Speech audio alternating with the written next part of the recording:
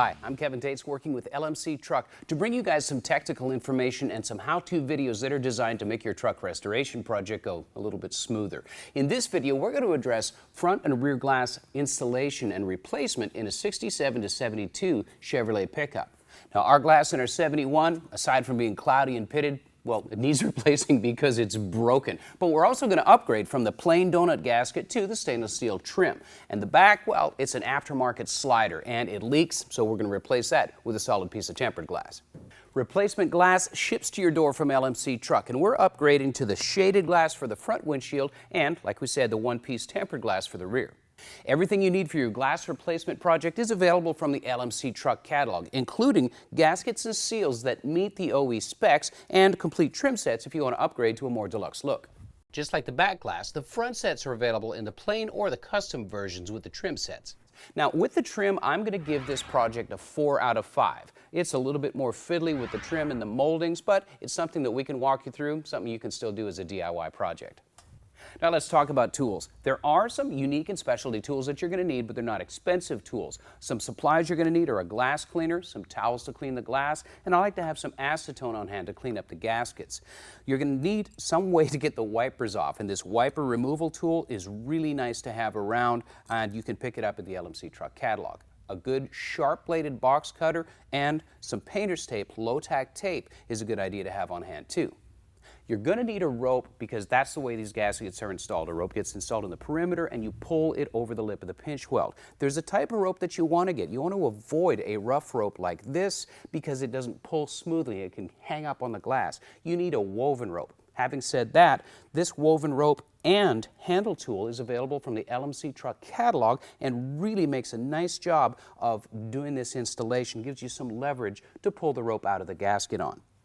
These other tools are also available and just go a long way towards helping you get this job done a little bit easier. After the seal is done, some flowable sealant comes in handy just in case you have a leak in the corner. Now, let's get to work. This wiper tool makes short work of this and keeps you from scratching up your paint with a screwdriver.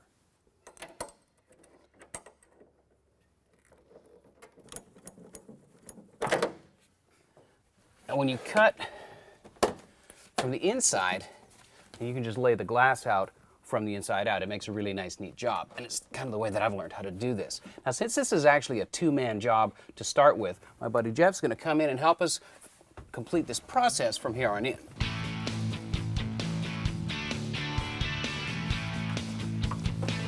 Oh, time to get some glasses.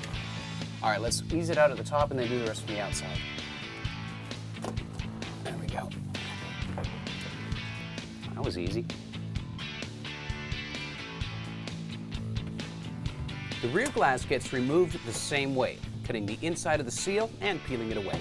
If you pull it as you're cutting it, it just melts like butter. There we go. You ready?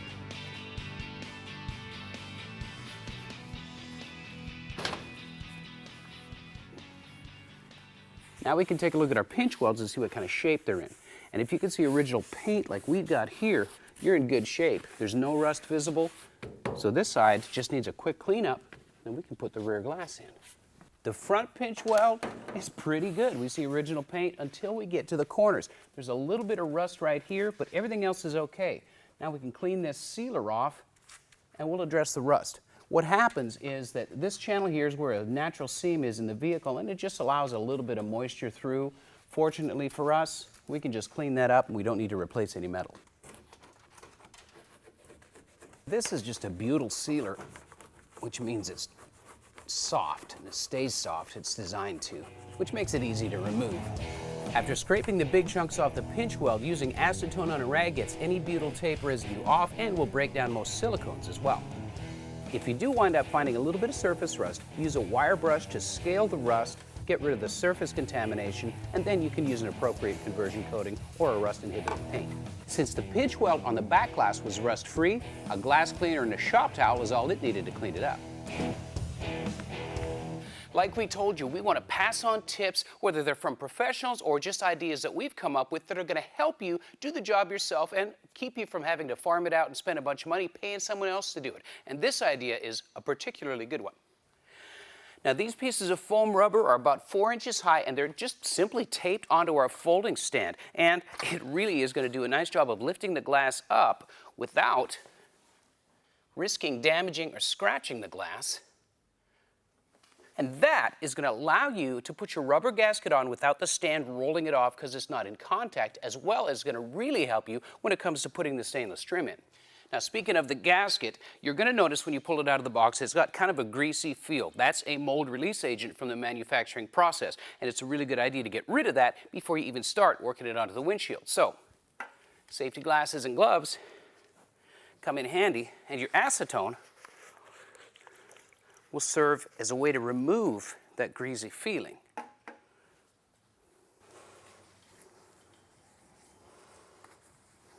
It's going to dry pretty quickly because, well, it just does. And then we can start putting the rubber on the windshield itself. Now, I like to start with the corners, but make sure that your gap for the molding and the trim piece is in the right orientation.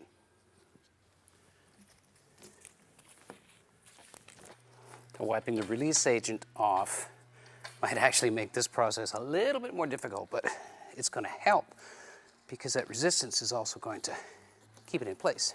Your windshield stick, this green guy, can help you big time opening up the groove in the windshield molding and allowing it to easily slide on to the glass.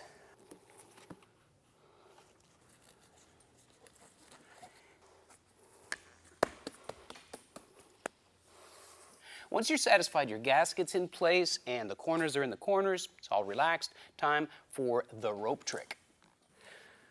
So you want to make sure that you've got a rope that fits into the groove of the windshield without falling out.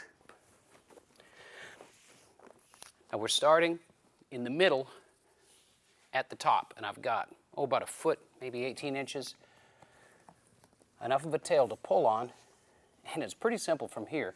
You just slide the rope into the groove that sits in the pinch weld, which is pretty easy to find.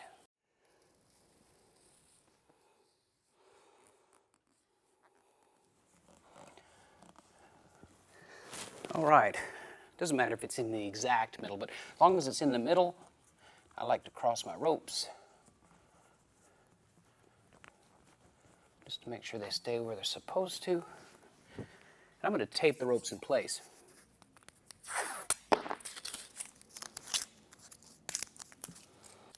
That way it doesn't get in your way when you're installing the glass. The reason we've installed our rope first before the trim is that once you get that stainless trim in there, you don't want to disturb it. There's two different styles, and ours is the shallow style, and I'll explain what I'm talking about. Here is our trim set for this truck. It consists of a top single piece, a passenger side and a driver's side piece, as well as a left and right corner piece and a transition piece to join these two pieces together. Now, before you get started on your installation, you want to make sure that you test fit your corner pieces and your transition to make sure there's an easy slip fit while it's all going together. That'll make it a lot easier for you. Ours work pretty good. We know that's going to stay in the vehicle. You can take a needle nose plier and you can bend the ears out just a little bit, and sometimes that's all it takes to make sure that everything fits together. And some good overlap, because this piece, it might be under some stress once you get it installed. Now this is what I mean by the shallow channel. This piece right here, this is what retains the molding into the trim, into the rubber gasket. And as you can see, there's only about 1/4 of an inch right there. It's not much to hang on to, and it makes it a challenge. In fact, it's a pretty good challenge, but there's a way to do it, and we're going to walk you through it. The first piece we're going to put on is the large straight piece that goes across the top of the windshield.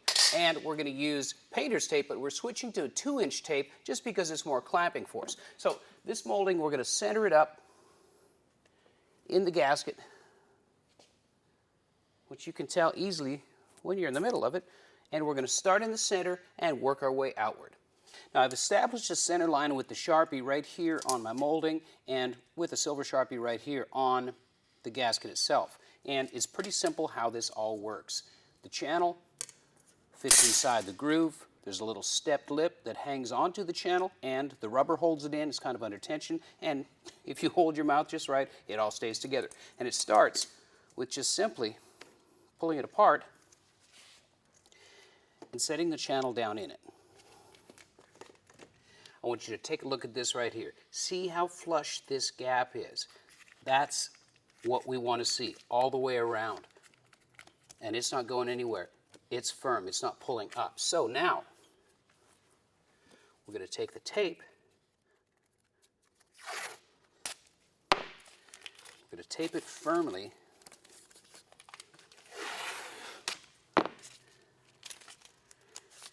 and create a little bit of tension in that trim molding. Let's tape it against the glass so it holds it in place, and you can work your way this way and that way. The ball end tool helps because it can actually open up that channel so that the groove can slide down in. And again, right here, we've made some progress. Once you see that you've made some progress, throw another piece of tape on it.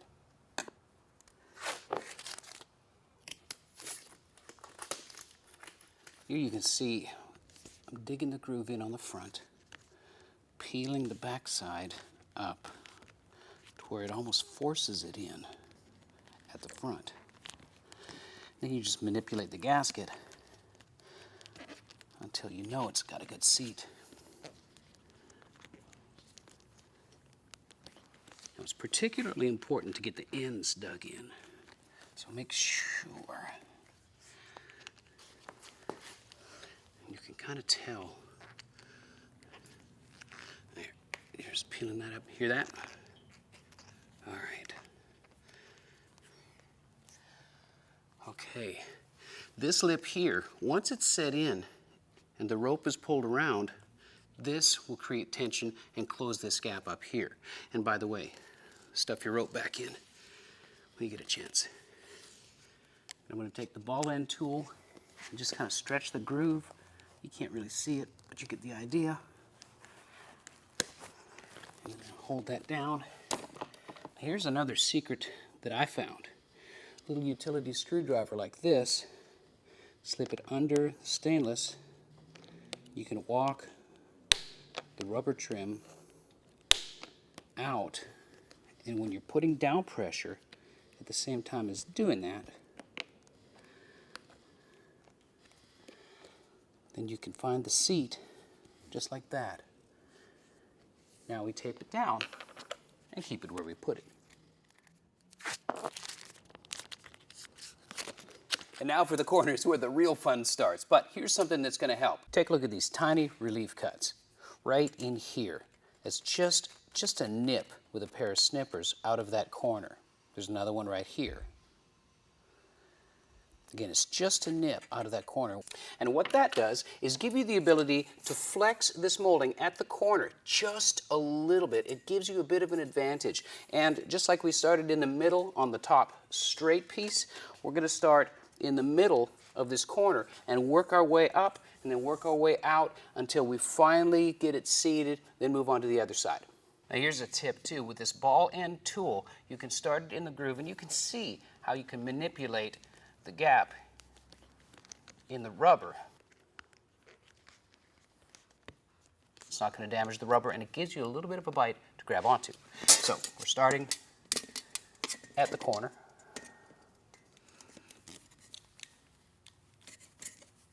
Okay, right there. Just like the top, we can see we've got a seat. I'm claiming victory to that, and I'm going to tape it and then move on. Now I'm going to take my little doodad screwdriver here. I'm sure you've gathered that this takes time. Be patient and take a break if you get frustrated.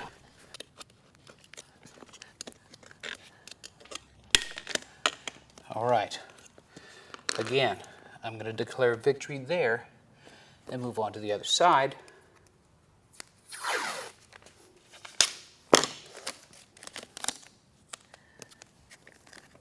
And walk my way around. There. Oh, I'm so happy.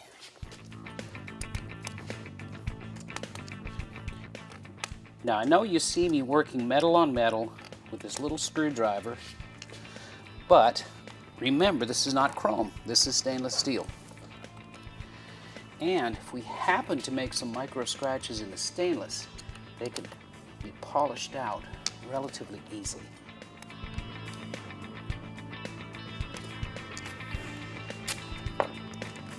Now let's talk about this corner. Now I'm going to take my corner. Remember, we pre-fit these. I'm just going to use the rubber end of this ball end tool. Just tap this on gently until it looks like it's lined up with this guy. No, we're not quite there yet. Tap that in there. You're trying to just get it started. Then we can work on reseating this corner. Yeah, there it goes. And there it goes. There we have it. We've got a nicely seated corner.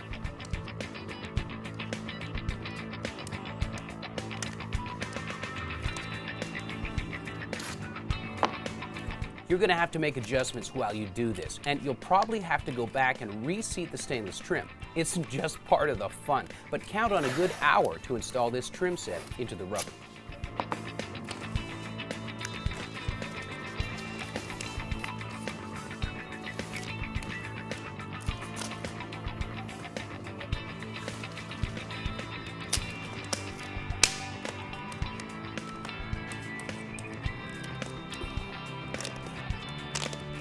Here. Yes, sir.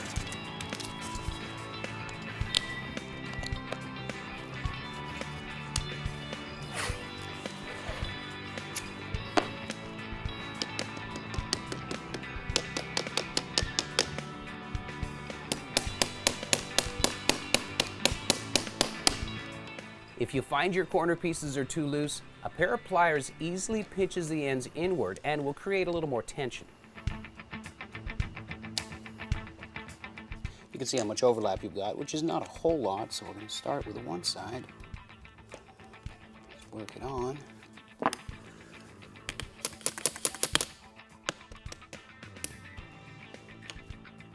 You can give everything a real close look.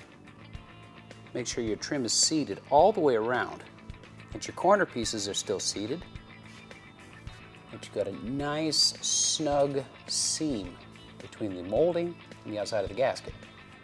With the trim properly seated on the front windshield, we're going to change gears and install the rear window now with a slightly different set of tools and techniques. Dante has been a glass guy for 20 years, and we wanted to pass on some of his techniques to all of you. Dante brings out the file to smooth the corners and make it easier to fit his transition pieces. We'll give that a whirl. How about that, fellas?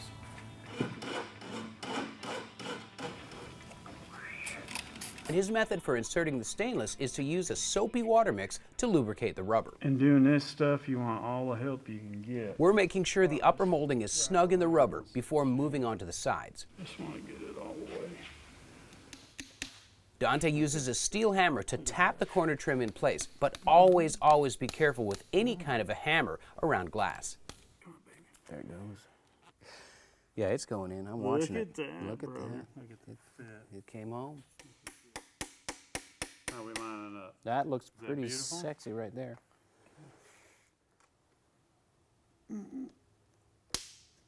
And Dante's putting a piece of tape on there to make sure that the junctions don't slide just while we install the glass. That'll do it, man.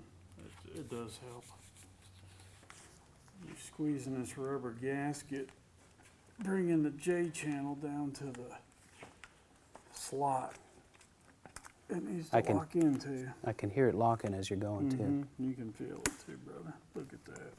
We got the stainless trim seated into the rubber, but the rubber backed away from the glass, and the green windshield stick, which is available at lmctruck.com, worked great for resetting the glass into the rubber. It's a give and take situation always with vintage vehicle glass installation. That's in there. Look at that, buddy. Nice job. The rope handle tool is great for feeding the rope into the rubber gasket, and it's also reusable. All right, I'm just taping up the handle and the rope. That way it won't fall out while we're putting the window up against the truck. Dante's lubed up the pinch weld and the gasket with the soapy water solution. Stay away from silicones or penetrating oil. Use the soapy water. Dante installs glass by himself all the time, so he's got the handles. If you got a couple of buddies, they can hold the glass in from the outside, and you don't necessarily need this equipment. Now you're starting in the center, pulling your rope. Go halfway up one side, then start on the other side. You want an even symmetrical pull on the gasket. There you go. Look at that. Now we're going to do the double, Dante's double pull. Look at that. It's seated all the way around, and it's going to take a couple of heat cycles for it to find its own natural seat with the rubber against the pinch weld. But it's in there. Looks good. Meanwhile, we saved the most challenging glass for last. Before we set the glass in place, I'm lubricating the channel where the rope is with the aerosol glass cleaner, and Jeff is doing the same thing on the pinch weld of the truck cab. Now, this is definitely a two-person job, and you want to be very mindful that you don't roll the stainless trim out of the gasket, since we worked so hard getting it in there. All right, let me take a look on the inside.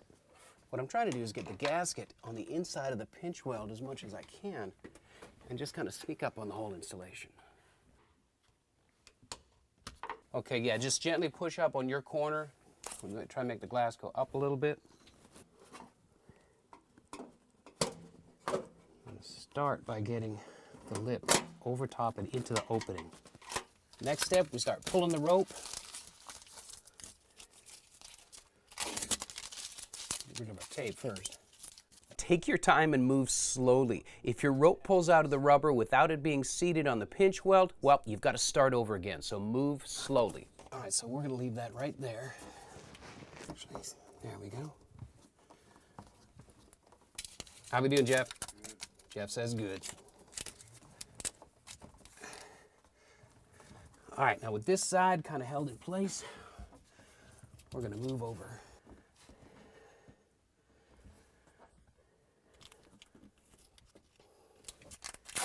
Notice Jeff's hands. He's using the palm of his hand, not his fingertips, not his elbows. He's just putting even pressure on that glass, which is just allowing that rubber gasket to stay where we put it. All right, so we got the top sort of seated. Now we're going to just help the bottom up just a little bit. Now if you notice your trim separating from the gasket, now's the time to correct it. And you can just put it back in the same way you installed it in the first place. All right, so I'm going to go all the way down to this corner, then we'll flip to the other side.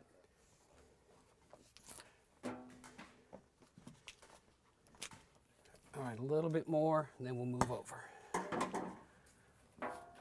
How's it looking out there? Is the trim still in? Yeah. Good. You pull it away from the pinch weld, and as it lays back down, it seats itself.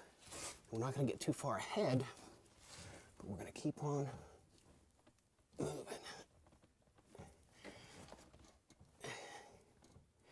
And if anybody ever says this glass installation is a piece of cake, they're lying to you. Okay. How's our trim on the outside, Jeff? Looks good. All right, so that's looking pretty darn good. We can just work that in. There. Now we're talking. All right, now we're going to continue on with our rope. All right, well, that's all it's letting me do on that corner. We're going to move to the other side, work our way in a little bit, and sneak up on the middle. Isn't this fun? Okay, there we are. We're over the secondary lip there. We heard it pop. I did anyway. Okay, we're barely hanging on to that edge, so I'm going to move to the other side, and we'll start working from the other side again.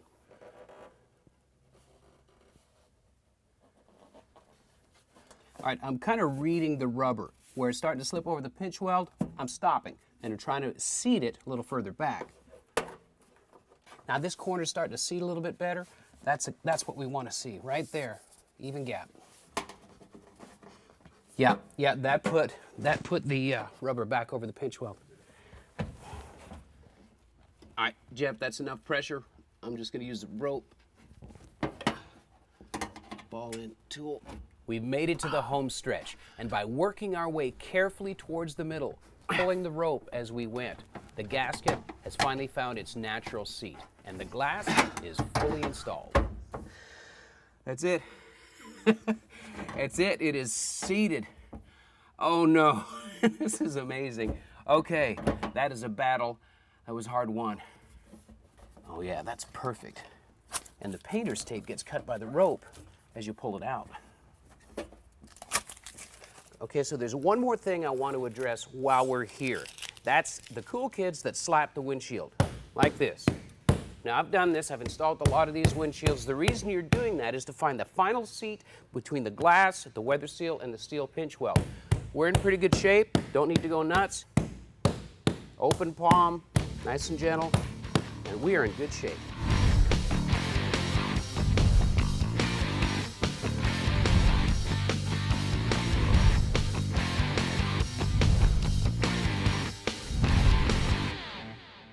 I hope this has shown you some of the ins and outs of glass installation in a 67 to 72 Chevy pickup with the shallow J channel molding.